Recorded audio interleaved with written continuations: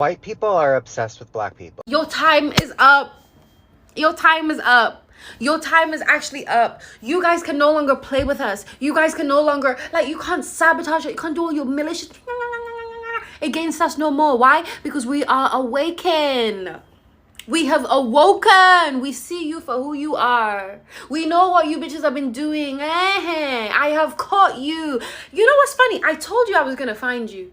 Don't you remember? I literally said, I will find you. And when I find you, I will expose you. I didn't even have to touch you.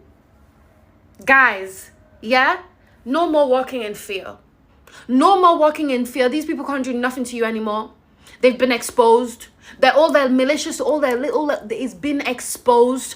Their devices don't work anymore. All right? No, I'm serious. If you want to ask, hey, what happened? Ask me what happened in my comments. I'll tell you. I'll actually tell you. Americans are obsessed with black people.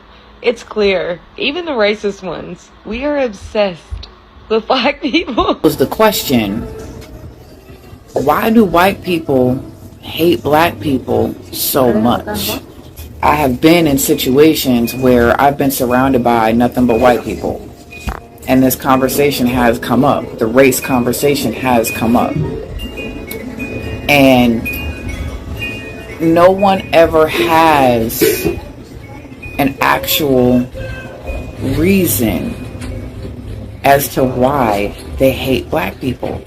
There's always these, oh, black on black crime. Oh, they're lazy. Oh, they're this. But it's not actually, there's no legitimacy behind their reasoning. It's just shit that they've heard and they're regurgitating. Alright everyone, welcome back to the channel and I hope you are all doing good. You know, for generations the society has been shaped by systems that placed certain groups at the top and others at the margins. But today, those old systems are cracking, and as they fall apart, something interesting, sometimes uncomfortable is happening, and some people who once benefited from controlling narratives about black communities are reacting, and they are reacting so loudly. Their frustration is not about losing control of people.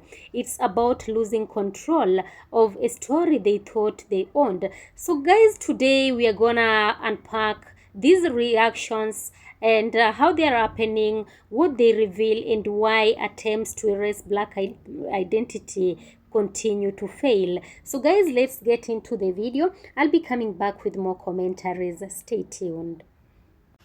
Do white supremacists hate diversity, equity, and inclusion programs? Or DEI as it's known? No, they don't. What they hate is black excellence.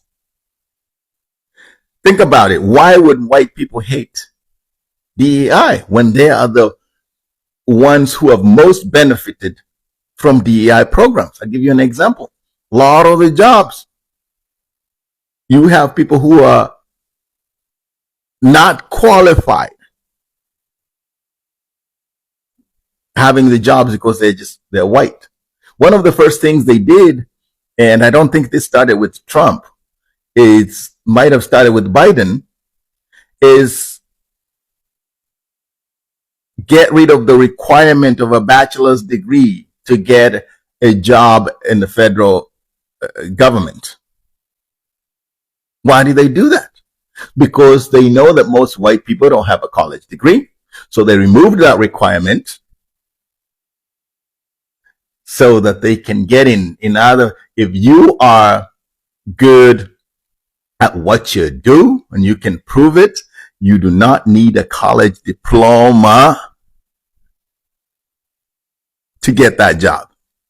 That is called DEI. So diversity, equity, and inclusion isn't about the color of your skin. It's about, in that case, what you know. So we have saying, here are these people who don't have a college degree, but they're good at what they do. So let's bring them in. That is fine and good until it's black people. And in fact, black people who are highly qualified, way more qualified. I'm talking people when they were at Berkeley, and for example, and they are in hitting the books because their presence in this white space is being questioned. They are underground at the library underground over there, and on top of it, white boys are playing ultimate frisbee up there. And when they all graduate, the white guy gets a job. So white people do not hate DEI programs. They hate black excellence. Right? So why do I say this? Think about this. The last leg that white supremacy is standing on is the idea that how intelligent you are can be determined by the color of your skin. They told us they were stronger. They could play sports better. And what happened? We all know what happened when Jackie Robinson came by. We know what happened when Arthur Ashe came by in tennis. We all know what happened. We know about Muhammad Ali. We all know about, more recently, the Williams sisters in tennis. We all know about Tiger Woods. We all know about Simone Biles and many, many more. In Europe, the leagues have changed so much when black people started playing that in January, when they have to leave to go represent their countries, the league dips so much. The quality of the league dips so much that the Europeans have been trying. They have tried to get African FA, whatever they call it, whatever manages African football, to move that tournament to the summer. But let's stick to it. So the point I'm trying to make is that whenever they have told us that we can't go in there, and whenever one of us sneaks in there, we kick ass. Do you know that the first NBA game ended, I think it was, the winning team scored 65 points. 65 points! Why? Because we were not there. And when we came in, Kobe Bryant scored 65 on his own. Right? So the only thing they're holding on to is the idea that white people are smarter than black people.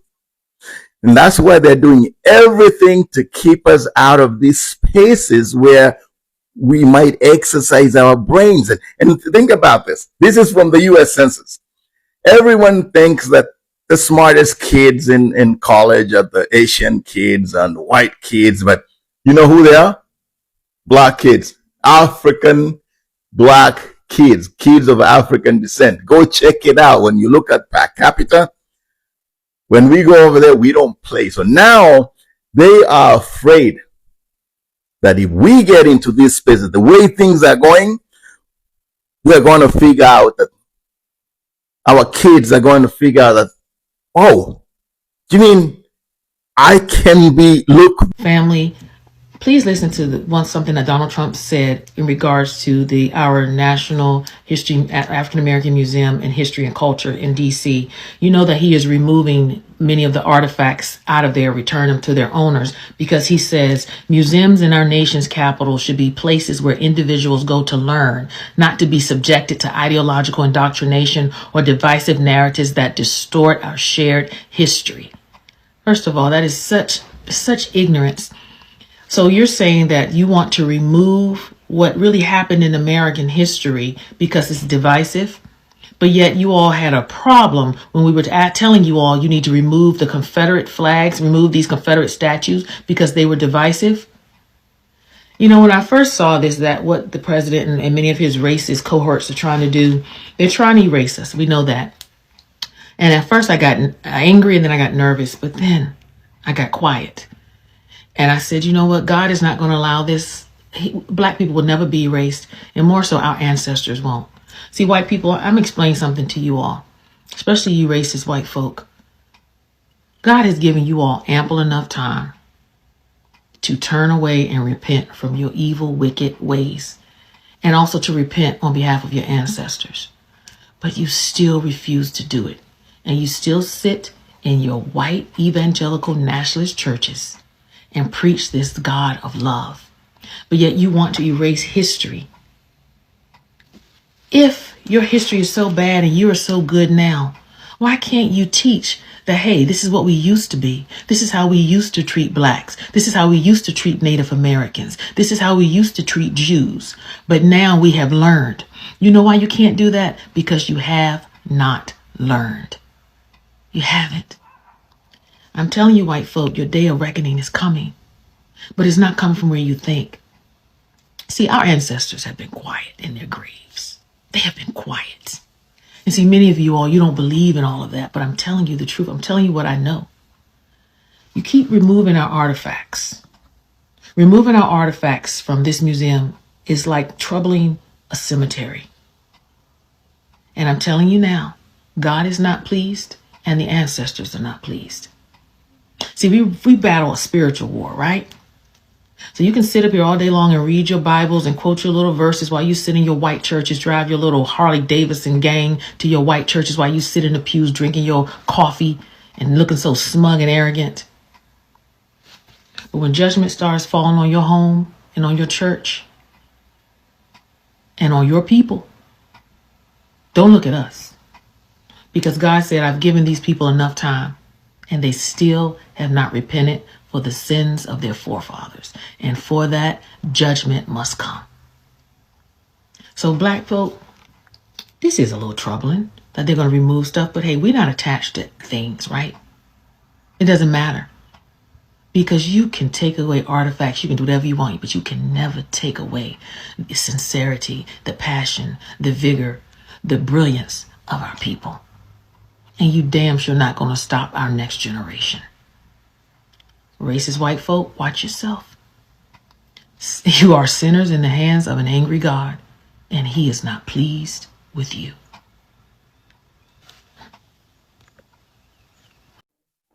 Have you guys seen that video that's going around of a black lad walking around in his neighborhood, and then he's being followed by a group of white people asking him why he's there? Because they particularly felt that he shouldn't be in this neighborhood. He repeatedly said to them, this is my neighborhood. They constantly following him and harassing him for being in that particular neighborhood. Now, this is a public road. Even if it wasn't his neighborhood, this is a public road. This is how scary, you have to be fearful of us, our black men, where they go. Because, anything could have happened to you. He had his mobile phone and he filmed it. He was filming it. And there is this one man, he drove up in his car like Starsky and Hutch. Yes, I'm that old, I remember Starsky and Hutch. And went for a gun. It was one of the other men that stopped him. But they were there harassing this guy. He's walking, minding his own business and harassing him. He's in his own neighborhood. His mother has now put a statement out, says, yes, they do live in the neighborhood. And he went out for a walk so he can have a word, speak to his girlfriend privately on his phone, And why is it white people are so scared of black people? What is it? If you're white and you're watching this, let me know. What is the problem with you and black people? Why are you so scared? And why is it that you have to harass our men, right? In particular, right? Why are you so scared? There's good white people and there's bad white people. There's good black people and there's bad black people. We're not all the fucking same. What is it that's going on? Why? And you're going to be called out because now we've got social media, we've got mobile phone, and we'll film that shit, right? So you're going to be called out. It's particularly disturbing because, anything can happen. What about the lad they found hanging from a bridge, or was it a tree or something? He didn't put himself there. He was at work. He was in his work. He was working. You know, this is the thing. In this day and age, 2024, and we've got to fear. We have to be fearful for our men and women when they're out on their own. This is crazy, and the government need to do something about this. This cannot go on. It can't go on. Anyway, let me have your comment. Put it in the comment. Let's have your comment. See you on the next one. As we continue watching, guys, this video is just exploring the deep-rooted tensions about race, power, and cultural identity as social awareness grows and Black communities continue to stand firm in their identity and influence. Some individuals who once benefited from old power dynamics are expressing frustration. So guys, even in the comment section, let's discuss and break down why attempts to control the stereotype or erase Black voices are failing. Let's also talk about how Black resilience and visibility challenge outdated systems, the ways certain groups openly reveal their fixation with Black culture and Black people. And also let's talk about what shifting societal power means for the future. It is a conversation about truth, about history, and the ongoing fight for dignity and self-determination. Guys, join the conversation, share your perspective, and let's push this conversation forward with honesty and clarity. Let's get into this remaining clip. I'll be coming back with more commentaries. Stay tuned. Why do white men, why are they afraid of Black power? This is part 8 of how I'm leveraging ChatGPT to help me understand what my... We already know that there's a different standard for Blacks. And whenever we do something, we're criticized, we're looked upon, frowned upon, all of that. If you notice on TikTok, the majority of the culture on here that people dance to, the music that's on here, is the Black culture. I honestly feel like white people, racist white people, are jealous of us. So that's why they come on here. I have a lot of people tell me that I don't look like I'm 52. A lot of the school that I went to was mostly white. And I'm not going to lie, a lot of the people that I went to high school with look a lot older than me. So, race shouldn't be an issue, but it is and it always will be. So guys, let's start with the bigger picture. For centuries, the dominant cultural narrative painted Black people in roles created by others, roles of inferiority, roles of dependency, caricature, or silence. So when you control someone's narrative, you don't just shape the world's view of them, you shape their view of themselves. But we are in a different era now. Information is decentralized. Voices that were once ignored are amplified. History that was hidden is being uncovered. And communities that were told to shrink themselves are now expanding openly, confidently, and unapologetically. This shift is making some people uncomfortable, not necessarily because they hate anyone, but because the framework they were raised to believe is now being proven false. That discomfort, it often shows up as anger or even obsession. Yes, so there is a growing realization that the age of controlling or manipulating Black identity is over. And that's a hard pill to swallow for anyone who was taught directly or indirectly that they sit at the center of society. Because here is the truth. Black identity doesn't need permission. Black culture doesn't need validation. Black existence doesn't require someone else's comfort. And when certain individuals see that their influence over Black expression is disappearing, some respond in extreme and also emotional ways. They say things like they are taking over, they are out of control, they are obsessed with race. But in reality, What they are watching is freedom. Freedom from distortion, freedom from dependency, freedom from erasure. And freedom can look frightening when you are not used to seeing someone truly liberated. And here is the ironic part. When people lash out, when they rant online, when they make video after video complaining about black people, they are actually revealing something deeper. That is an obsession. Yes, because to constantly critique a group, to constantly fear a group, to constantly talk about a group, you have to be focused on them. You have to be watching them. You have to be invested. And the question becomes, why? Yes, why are they so invested in what black people do, say, what black people say, what black people wear, what black people create, or what they become? The answer often lies in the quiet parts they are starting to say out loud. And they thought black people were supposed to stay in a predetermined place, a place of silence, a place of predictability, a place of control.